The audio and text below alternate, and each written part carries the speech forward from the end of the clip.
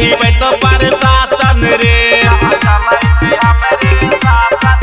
कुछ कर नहीं बैठो प्रशासन रे, यहाँ चले छे हमरे शासन रे। हेरे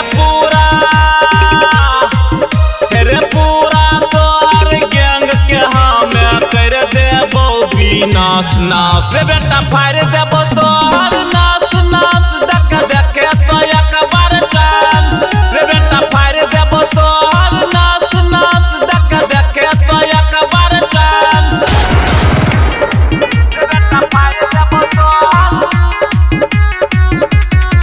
रे बेटा फाड़ देबो तोहर नाश नाश। देखे तो एक बार चांस। फिर तोरा जैसा पंगा कत्ते से हम ले लिया, हमरा आगे कोई टिक नहीं सकल का।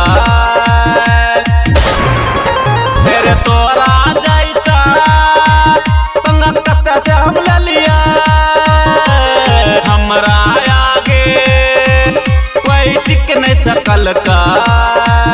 फिर तोरा जैसा पंगा कत्ते से हम ले लिया, हमरा आगे कोई टिक नहीं पैलका।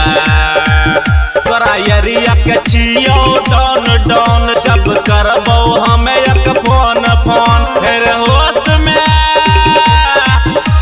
होश में बाबू रहल करिया, नहीं ते बंद कर देबो तोहर सांस सांस रे बेटा, फाड़ देबो तोहर नाश नाश। देखे तो एक बार चांस रे बेटा, फाड़ देबो तोहर नाश नाश। देखे तो एक बार चांस, कुछ कर नहीं बैठो प्रशासन रे,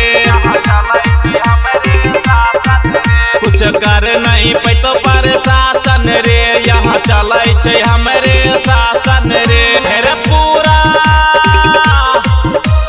पूरा तोहर गैंग के हमें कर देबो विनाश नाश रे बेटा, फाड़ देबो तोहर नाश नाश। देखे तो एक बार चांस रे बेटा, फाड़ देबो तोहर नाश नाश। देखे तो एक बार चांस।